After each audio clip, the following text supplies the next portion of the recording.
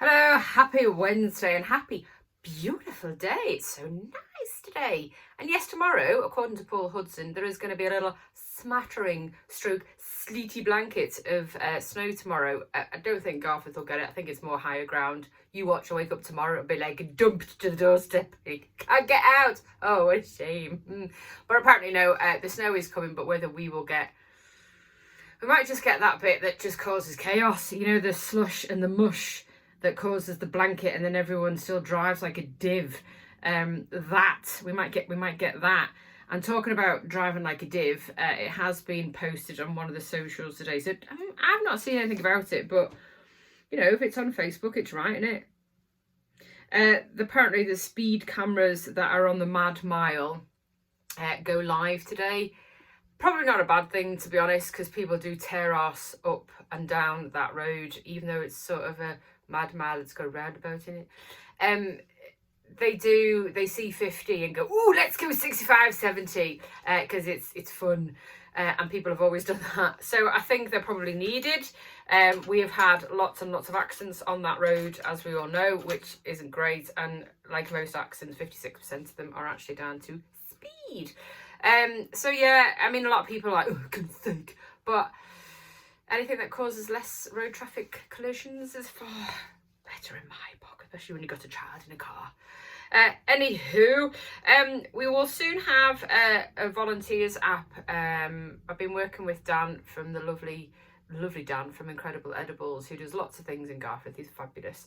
And we've always spoke about how difficult it is having help from volunteers and people volunteering their time. So I want to say 18 months ago we found an app that was sort of a bit dormant, and Dan has grabbed it with 2 hands, 2 legs, 2 arms, he's only got 1 head, grabbed it, and he's gone to the developer who developed and created the app called Karma, and now he's in the test stage, and he sent it to me and a couple of friends and stuff to just test the functionality of the app, see how it works, see how it looks, and then he's hoping to roll it out once he's had some sort of pilot testing done for it, which will be brilliant. And it's a really good app, to be fair. He's done a lot of work on it. He's worked with the creator a lot. They've got lots of plans for it should it be successful, but it's a really good thing, which means that you can just register on the app. And then you can volunteer. So you've got an hour a week and you've not really known what to do with it, because the whole idea of volunteering is not just giving your time, it's that the benefits to you are huge. It's sort of getting out there, meeting other people, getting out in the fresh air, being good for your physical and mental health as volunteering. It's actually the benefits to you are sometimes far greater than that hour or 2 hours that you could give to someone else, whether it was Garforth and Bloom or Incredible Edibles or the Wildlife Garden or the Wombles. They're just examples. There's lots that go on in Garforth, or Feastival. There's lots that go on in Garforth that will always need your help, or even G-Fest. I know they're run by volunteers as well. So I'm hoping the app will prove to be a really good functionality for Garforth. If something's easy, people tend to want to get on it and look at it. So fingers crossed for Dan, and the testing goes well. So far, the testing that I've done, it's a really good app. There's a few little tweaks I need doing, and I need to send Dan, very much so, my little list of tweaks, and then hopefully within, I don't know, a couple of weeks, maybe a month or so, I'm not going to put that pressure on Dan, we will see this Karma app, which we will share with you, that you can then as a volunteer get on and have a look. People sort of just some people are morons. Sorry, but they really are. Just, it's like you always have them at school, them people at school that were just like, stay away from. And then you add software, social media, and you bring them 2 things together, and it just... So obviously hearing news this week in the news that King Charles has cancer, and he's been very open about it, and he's, whether you're a royalist or not is irrelevant. He's a dad, he's a granddad, he's a person in the public eye, I suppose, who's got cancer, and cancer is an evil git that everybody doesn't want. Nobody wants cancer. It's horrible. So whatever cancer he's got is none of our business. But even though he's been quite upfront about obviously having his prostate check obviously first, and then that removed, and then without that they would possibly never have found he's got cancer. Who knows? And even if he'd said, right, I've got bowel cancer or bladder cancer or cancer of the skin, whatever it was, there were still people that would want more and then speculate, and then the media would, parts of the not very nice media, and then the morons of social media would then grab onto it and then want to offer more opinions. So since that has just been released, which is what, 48 hours ago, we've had, should he abdicate, who's next in line? Really? Not my trending on Twitter yesterday was not my king. It's just, oh, for goodness sake, man. A man's got cancer. We don't know what it is. We don't know what his longevity is. We don't know what his treatment is. We don't know what the outcome is. We don't know anything about it, but people just love to have opinions, and the opinions that just cause more chaos, it just drives me a little bit insane. You should not, some people, like, some people that should be banned having children or animals, or I don't know, just banned from a pub. Some people should be banned from using social media. Just ban them, because it just causes chaos in the world. It really does. Anywho, moving on to Garforth Parish Cricket Club, which is lovely, and obviously it's coming into season soon.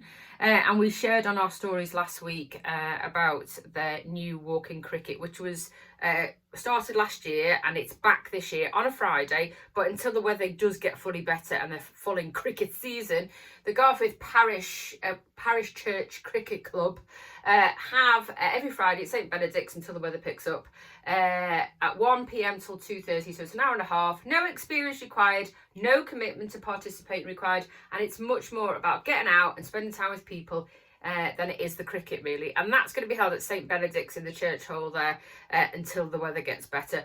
But it was such a good thing last year for anybody over a certain age who still wants to enjoy some physical activity, who still wants to meet people, who still wants to get out and about for an hour and a half. And it probably ends up to being part of that is having a brew, as well as cricket and meeting and socialising, and just sort of stopping that, being on your own a little bit and being part of a group. And then when the weather does turn nice, you're outside in the green getting that vitamin D.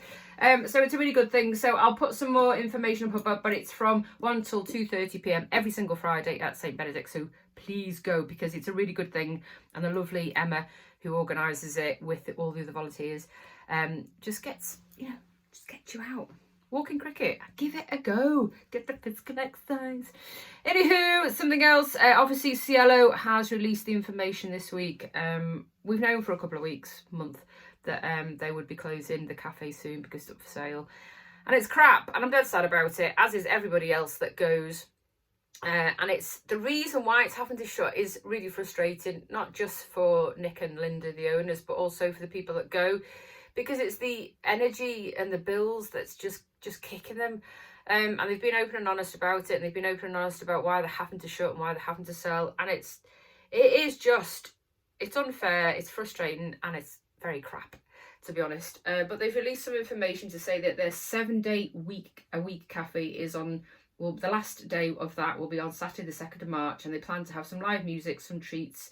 So do pop it in your diary and go along and have a little bit of a farewell. I think it'll be a little bit of an emotional one, because it's where I've always gone for meetings and brought people in that have perhaps never been to CLO before. It's like, when am I going to go for meetings now? It's not going to be Costa.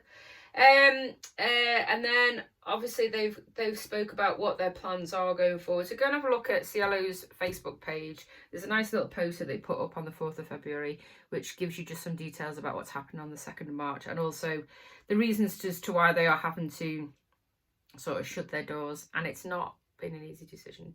It's been a very quite a sad state of affairs to lose a business that's nearly 16 years old, because that's quite a feat to get to, as it is.